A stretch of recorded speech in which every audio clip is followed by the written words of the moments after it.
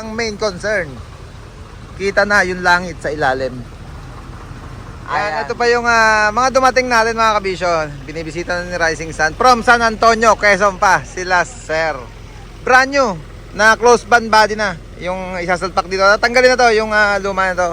Baka kailangan nyo ng body. Ito pa isa mga kabisyo. Pentaballs.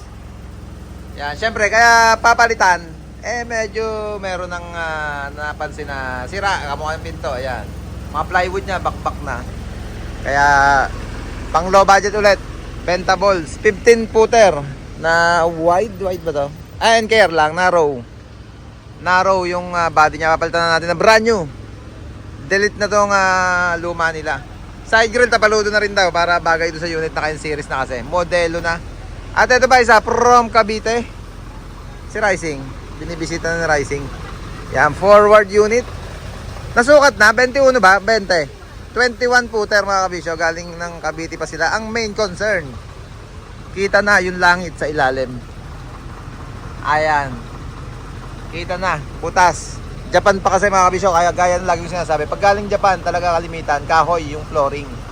Kagandahan naman sa kanila, yung surelas nya aluminum. Kaya stay natin to. Napag-isipan namin ni Rising kanina, napag-usapan namin kanina paano namin ipapakapit dito. Pangit naman kasi kung bubutasin, kasi itong original na to naka-torx screw yan, nakabutas.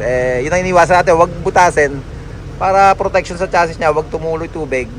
Naisip namin, balagbagan namin ng flat bar to. Yung flat bar ang iyayakap namin dito or ikakapit dito sa surelas nya, tsaka doon kami mag-i-spot.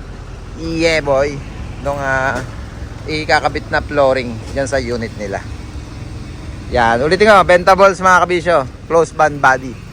NKR 15 feet, tawag lang kayo sa number na naka-flash sa screen natin kung trip.